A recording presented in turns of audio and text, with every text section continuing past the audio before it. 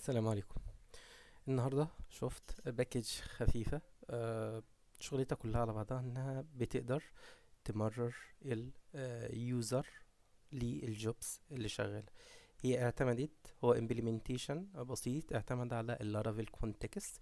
هو حقيقي ما كانش عندي الاكزامبل الاول ان انا اقدر اقدمه فيه لشرح اللارافيل كونتكست قبل كده.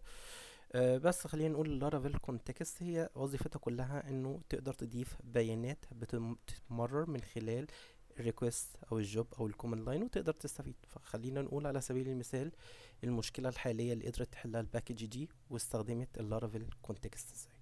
المشكله ان احنا لما نيجي نفاير جوب والكيو تيجي بتكونسيوم الجوب، تمام.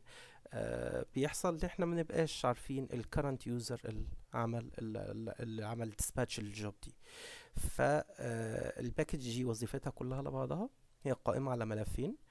في ملف السورس، الملف الاولاني في ال HTTP middleware، وظيفته انه بيضيف بيانات اليوزر. لو اليوزر logged in هيضيف بيانات اليوزر ك context add hidden، هيضيف اليوزر اي دي، تمام. وبيحط الجارد، بيحط الديفولت بتاع الجارد بتاعه اللي كان مستخدم لللوجد ان يوزر، ايه هل هو مثلا الويب ولا اي بي اي ايا كان.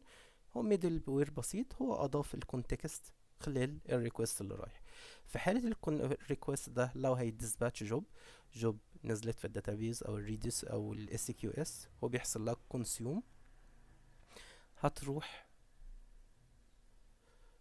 هتنفذ الكود ده، الميدل وير ده، والجوب هي بترن. خلينا نرجع سريعا نشوف هو في حاجة إضافية بنضيفها في الجوب قبل ما نفاير قبل ما الجوب بيحصل لها هاندلنج، تمام. هي ان احنا بنضيف public function اسمها middleware، وبنقول الميدلوير اللي اسمها authentication، الاوثنتيكيت job اللي هي هتبقى موجودة في الجوبس middleware authenticate job اللي احنا كنا فاتحينها حالا دلوقتي. وظيفتها كلها على بعضها ان هي بتشوف الجارد، بتجيب الكونتكست من جيت هيدن، بتجيب الجارد وهتجيب اليوز اي دي، وبعد كده بتخلي اليوزر اكنه يعمل لوجد ان بنستكمل العمل على الجوب. بالتالي يبقى اليوزر هيبقى ظاهر ليا جوه الجوب وانا بعمل لها بروسيسنج.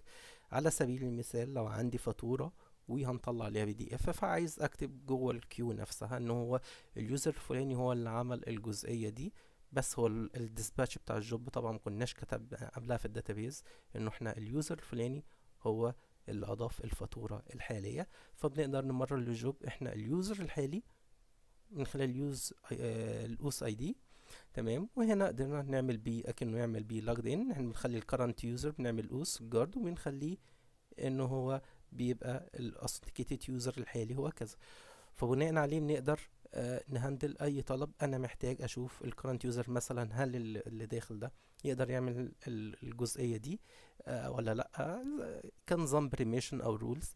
ففي استخدامات كتيره جدا جدا جدا. باكج صغيره اظهرت لينا التطبيق الفعلي لللارافيل كونتكست. اتمنى اكون الفيديو كان بسيط وسريع ووضح اهميه اللارافيل كونتكست. شكرا.